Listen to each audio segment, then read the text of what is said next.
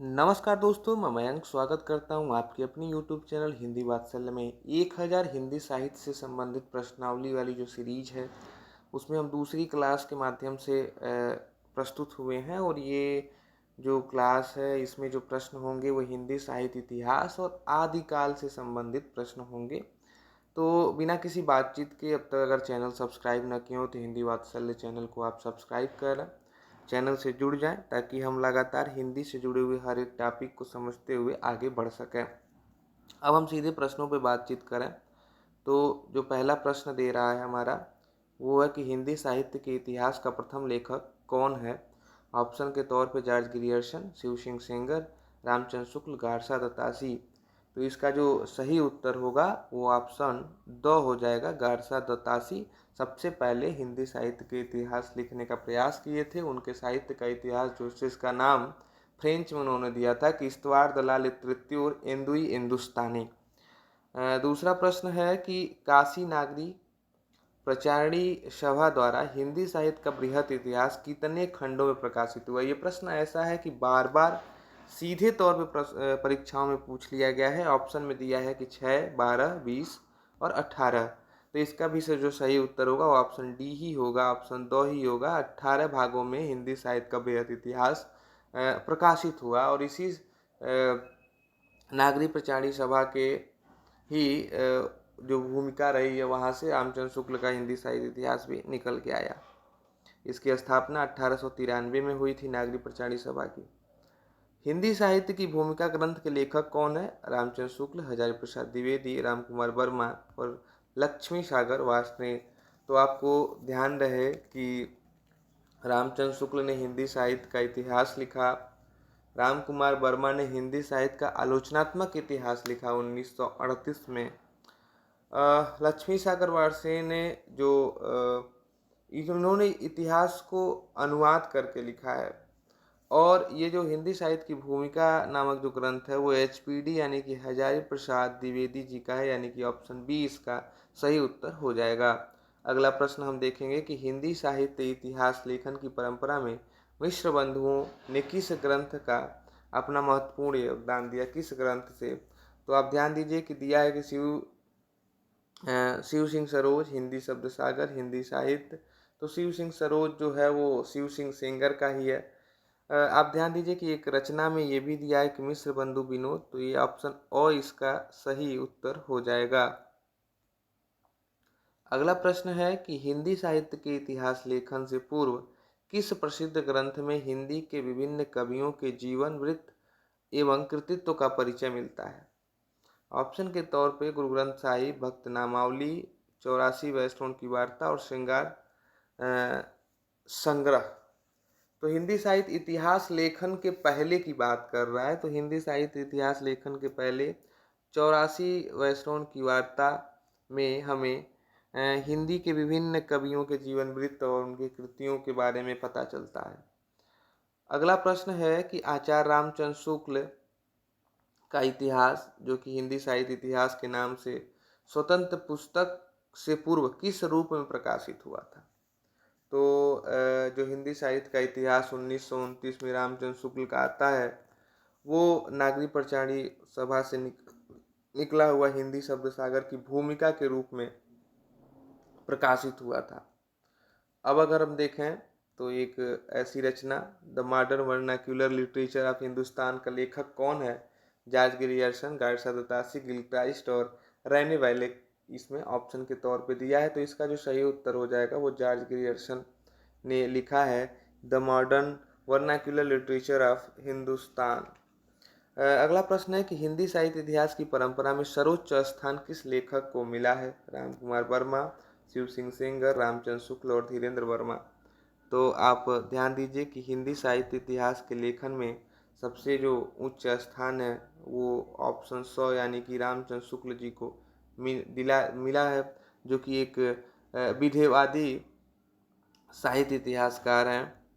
गारसा दत्तासी ने इस्तवार दलाल तृतीय एंदुई हिंदुस्तानी नामक ग्रंथ किस भाषा में लिखा। तो इसका जो सही जवाब होगा वो ऑप्शन ओ यानी कि फ्रेंच भाषा में लिखा है। अब ध्यान दीजिए कि ये भी प्रश्न पूछता है गारसा दत्तासी किस भाषा के समर्थक थे। तो वो उर्दू भाषा के समर्थक थे। हिंदी साहित्य नामक इतिहास ग्रंथ संपादन किसने किया? एक ग्रंथ है जिसका नाम हिंदी साहित्य है, इसका संपादन कौन किया? ऑप्शन के तौर पर दिया है कि डॉक्टर नगेंद्र धीरेन्द्र वर्मा और राम कुमार वर्मा, लक्ष्मी सागर वार्ष्णेय जी। तो इसका जो सही उत्तर होगा वो डॉक्टर धीरेन्द्र वर्मा। डॉक्टर धीरेन्द्र वर्मा ने हिंदी साहित्य नामक इतिहास ग्रंथ को संपादित किया था। अगला प्रश्न है, किस आलोचक ने आदिकाल को बीजोपन काल के नाम से अभिहित किया है? हजारी प्रसाद द्विवेदी, महावीर प्रसाद द्विवेदी, श्याम सुंदर दास और राम कुमार वर्मा। तो आदिकाल को बीजोपन काल कहने का जो श्रेय जाता है वो ऑप्शन ब यानी कि MPD महावीर प्रसाद द्विवेदी जी को जाता है।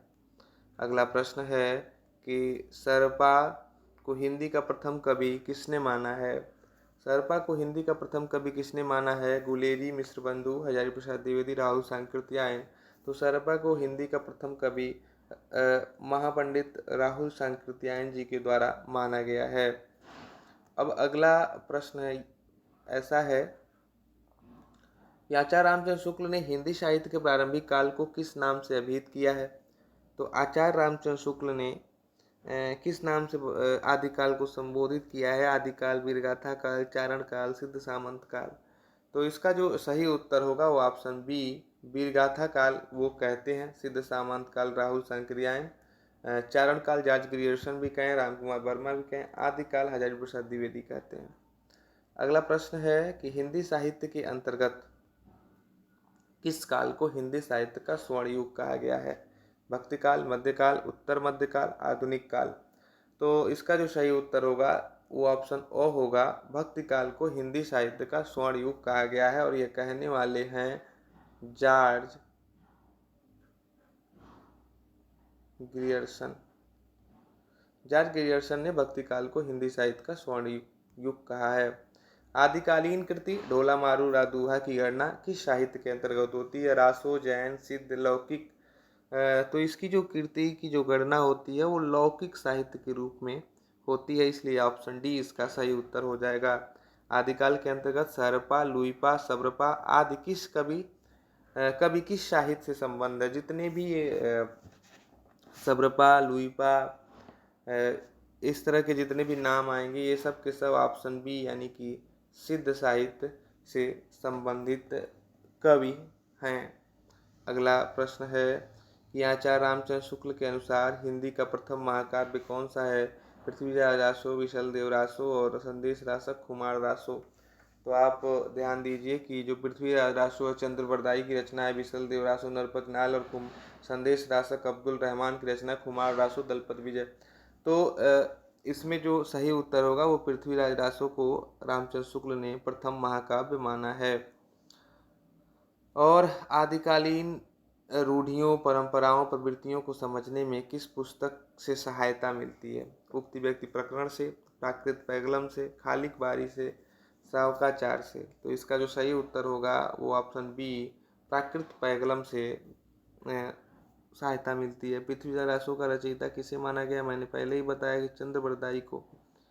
अगला प्रश्न है कि रासो काव्य परंपरा में गेय काव्य कौन सा है? तो रासो काव्य परंपरा में गेय काव्य कौन सा है? विशलदेव रासो, परमाल रासो, वर्ण रत्नाकर और राहुल बेल। तो इसका जो सही उत्तर होगा वो राहुल बेल हो जाएगा। रोड कवि की रचना है और ये चंपू रचना है। चंपू रचना का मतलब गद्य और पद्य दोनों मिश्रित है। अगला प्रश्न है कि दामोदर शर्मा द्वारा लिखित उक्त व्यक्ति प्रकरण किस प्रकार का ग्रंथ है? इतिहास ग्रंथ है, भाषा सर्वेक्षण, व्याकरण ग्रंथ है, काव्य ग्रंथ है। तो आप इसको ध्यान दीजिए कि उक्त व्यक्ति प्रकरण जो है वो व्याकरण ग्रंथ है यानी कि ऑप्शन सी इसका सही उत्तर है। आदिकाल में खड़ी बोली को काव्य की भाषा बनाने वाला पहला कवि कौन है?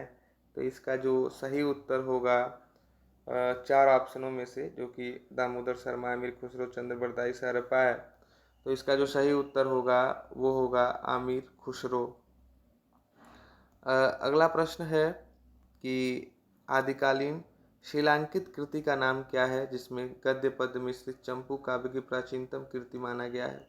अभी ऊपर मैंने एक चंपू काव्य के बारे में बताया भी था आपसे तो आप जान गए होंगे कि मैं राहुल बेल की बात कर रहा हूँ, जो रोड कवि के द्वारा लिखा गया है। रोडा कभी भी कहीं कहीं लिखा मिल जाता है। आमिर खुसरो किस तरह की रचनाओं के लिए प्रसिद्ध रहे हैं? तो आमिर खुसरो ने क्या लिखा है? गज़ल, दोहा, गीत? नहीं, आमिर खुसरो ने पहेलियाँ और मुकरियाँ लिखा है। आदिकालीन साहित्य में वीर रस की रचनाओं में किस शैली का प्रयोग किया गया है? मतलब आदिकाल में जो मार धाड़ उत्साह से लबारेज होकर वीर रस की रचनाएं लिखी जा रही थीं, उसमें किस तरह की भाषा शैली का प्रयोग किया गया है? तो पिंगल डिंगल, दोहा चौपाई, कवित्त सवैया। तो इसका जो सही उत्तर होगा वो डिंगल। डिंगल भाषा जो है वो उत्साह और कठोर वर्णों से, शब्दों से मिलकर बनी हुई है। आदि काल के किस पंथ से भक्ति काल को संत मत का विकास हुआ? संत मत का विकास किस पंथ से हुआ आदिकाल में? तो वो हुआ है नाथ पंथ, यानी कि ऑप्शन सी इसका सही उत्तर हो जाएगा। अगला प्रश्न है, राम कुमार वर्मा ने आदिकाल का नामकरण किस रूप में किया है? तो राम कुमार वर्मा ने आदिकाल को दो नामों से पुकारा है, वो है संधि काल और चारण काल, यानी कि ऑप्शन बी इसका सही उत्तर हो जाएगा। अगला प्रश्न आपकी स्क्रीन पर कुछ इस तरह से है कि नाथ संप्रदाय के प्रवर्तक कौन हैं? तो ये तो बड़ा आसान सा प्रश्न है कि गोरखनाथ इसके सही उत्तर हो जाएंगे। अगला प्रश्न है विद्यापति से संबंधित। मैंने उत्तर ही बता दिया आप लोगों को, कीर्तिलता और कीर्तिपता का किस कवि की है? विद्यापति की रचना है और इनका एक नाटक भी है, गोरक्ष विजय। विद्यापति की पदावलियाँ भी हैं मैथिली में। इनको अभिनव जयदेव के नाम से भी कहा जाना जाता है। 10वीं से 14वीं शताब्दी का काल, जिसे हिंदी का आदिकाल कहते हैं, भाषा की दृष्टि से अपभ्रंश का ही बढ़ाव है। यह कथन किस लेखक का है? आप भाषा को पकड़िए कि 10वीं से 14वीं शताब्दी का काल, जिसे आदिकाल कहते हैं, भाषा की दृष्टि से अपभ्रंश का ही बढ़ाव है। यहाँ एक पूरी परिभाषा मिल रही है इस लाइन में कि 10वीं से 14वीं शताब्दी के काल को आदिकाल कहते हैं। और आप ध्यान दीजिए कि आदिकाल यानी कि जो वीरगाथा काल, बीजोपन काल लोगों ने कहा है, उसको आदिकाल किसने कहा है? तो उसका बस एक ही उदाहरण, एक ही एग्जाम्पल मिलेगा यहाँ पे कि हजारी प्रसाद द्विवेदी ने ही उसे आदिकाल कहा, इसलिए ये कथन भी इन्हीं का है। अगला प्रश्न है कि आदिकाल को चारण काल की संज्ञा किसने दिया है? मिश्र बंधु, जॉर्ज ग्रियर्सन, रमाशंकर शुक्लसाल, राहुल साकृत्यायन। तो इसका जो उत्तर होगा जॉर्ज ग्रियर्सन, मैंने पहले भी बताया है। अगला प्रश्न कि सिद्ध साहित्य के अंतर्गत सिद्धों की संख्या कितनी मानी गई है? 60, 40, 84, 20। प्रश्न भले ही आसान है, लेकिन लगातार पेपरों में पूछे गए हैं, एग्जाम में पूछे गए हैं, तो ये आसान प्रश्न ही जब आ जाते हैं तो कभी कभी कठिन बन जाते हैं। इसलिए आप हिंदी साहित्य को पढ़ने के लिए, इस तरह के प्रश्नों को से रूबरू होने के लिए हिंदी वात्सल्य चैनल को ज़रूर सब्सक्राइब करें। इसका जो सही उत्तर होगा वो ऑप्शन सी 84 हो जाएगा। अगला प्रश्न है जैन साहित्य से कि जैन साहित्य में रास परंपरा के प्रथम ग्रंथ भ्रतृश्वर बाहुबली रास की रचना कौन करते हैं? तो इसमें ऑप्शन दिया है शालिभद्र सूरी, श्रावकाचार्य, विजय सेन सूरी, जीन धर्म सूरी। इसका जो सही उत्तर होगा वो होगा शालिभद्र सूरी, यानी कि ये इनकी रचना है। भरतेश्वर बाहुबली राज जो है वो शालिभद्र सूरी की। गणपत चंद्र गुप्त इनको प्रथम कवि के रूप में भी मानते हैं। शिव सिंह सेंगर ने किस कवि को हिंदी का प्रथम कवि माना है? सर्वपा, कबीर, लुईपा। तो सर्वपा को तो राहुल सांकृत्यायन माना है, हमने पहले जाना है। इन्होंने पुष्य कवि को, यानी जिसे पुंड के नाम से भी जानता है, इसको हिंदी का प्रथम कवि माना है।